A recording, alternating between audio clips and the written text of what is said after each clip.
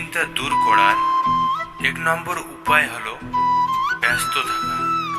যে ব্যক্তি পরিশ্রমী হয় সে অন্য মানুষের সহানুভূতি প্রত্যাশা করে না।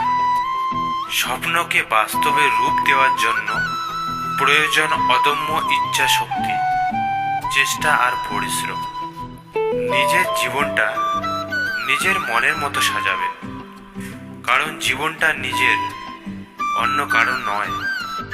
জীবনের চাহিদা যত কম, জীবনে তোমার সুখী হওয়ার সম্ভাবনা তত বেশি। শুধু মনে রাখবেন, তোমার জীবনে তুমিই শুধু পার্মানেন্ট, আর বাকি সবাই টেম্পোরারি। কখনো শেখা বন্ধ করো না, কারণ জীবন কখনো শেখানো বন্ধ করে না। জীবনের যার লক্ষ্য যত বড়, তার সফলতা তত বড়। তাই নিজের লক্ষ্য বড় করো, তুমিও একদিন সফল হবেই।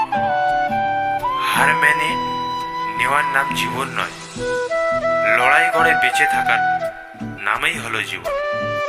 যারা জিততে যায় তারা কখনো হাল ছেড়ে দেয় না, আর যারা হাল ছেড়ে দেয় তারা কখনোই জিতের আশা করে না।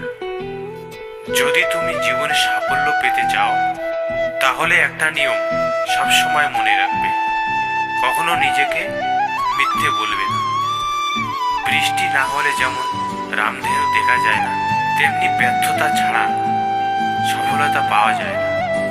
যে চেষ্টা করে সে কখনো হেরে যায় না। তাই কখনো হাল ছেড়ে দিও না, সামনে এগিয়ে যাও, সফলতা তোমার পিছনে দৌড়বে। যার কথার চেয়ে কাজের পরিমাণ বেশি, তার কাছেই সাফল্য এসে ধরা দেয়। কারণ যে নদী যত গভীর, তার বয়ে যাওয়ার স্রোত তত কম। সবকিছুতেই ধৈর্য লাগে, অল্প চেষ্টায় কিছু হয় না। সহজে পাওয়া জিনিস কিন্তু শেষ অবধি ভাগ্যেশ হয় না। যদি প্রতিভা থাকে তাহলে দুনিয়া ঠিক তার সঠিক মূল্য দেবে এক না একদিন। তাই চেষ্টা না ছেড়ে প্রতিভাকে সাফল্যের জায়গায় নিয়ে যাও।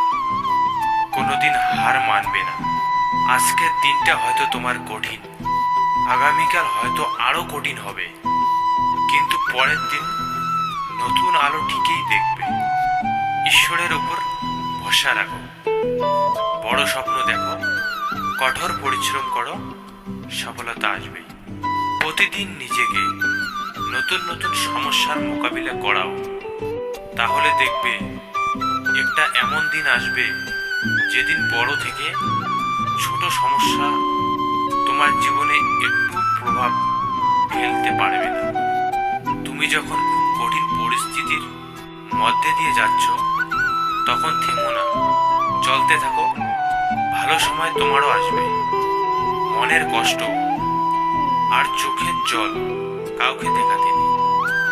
জীবন সুখের না হলেও কাউকে বলতে নেই, কারণ সবাই কষ্ট দিতে পারে, কিন্তু কেউ কষ্ট ভাগ করে দিতে আসবে না।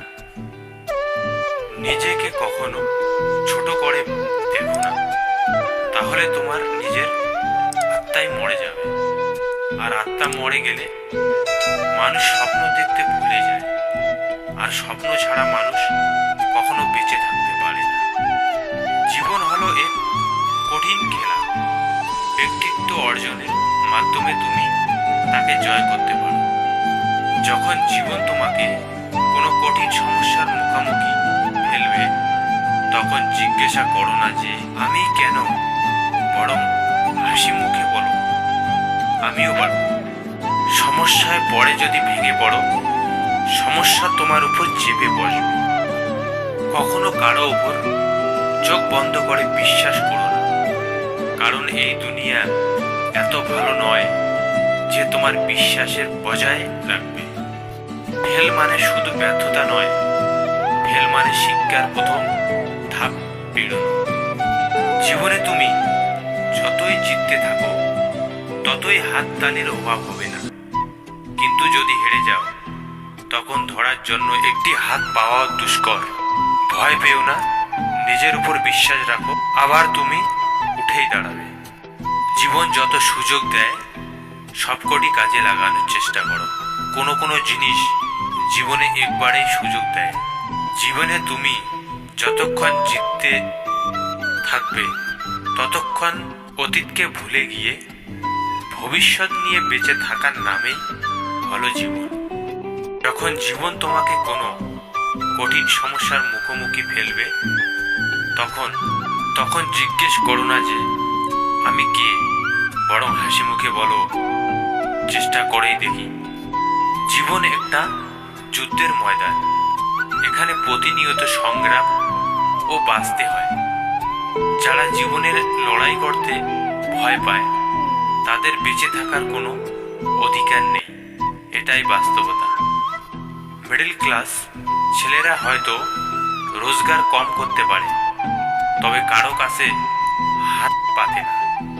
একটা সঠিক সিদ্ধান্ত তোমার আত্মবিশ্বাসকে দ্বিগুণ করে দেয়, আর একটা ভুল সিদ্ধান্ত দ্বিগুণ করে দেয় তোমার অভিজ্ঞতাকে। তাই যে অবস্থাতে থাকো না কেন চিন্তা করো না। জীবনের সবচেয়ে বড় জয় হলো এমন কিছু করে দেখানো যা সবার কাছে কল্পনার অতীত হয়ে থাকে। জীবন কাটাময় এক যাত্রা, সাহস দিয়ে যাকে জয় করতে হয়। বানানোর রাস্তায় তো সবাই চলতে পারে, রাস্তা বানিয়ে যে নেয় মানুষ বলে তার পরিচয়। একটা জিনিস খেয়াল করে দেখলাম, জীবনে প্রত্যেক কাজে কমসে কম সাহসটুকু বুকে রাখতে হয়। ডিয়ার জীবন, যতই ইচ্ছা খেলতে থাকো আমার সাথে, আমিও হারতে শিখিনি। নিজেকে উন্নত করার জন্য এত ব্যস্ত থাকো যে অন্যের সমালোচনা করার সময় না পাও। শরীরের চালক মন, মনের চালক ধন, আর ধনের চালক পরিশ্রম।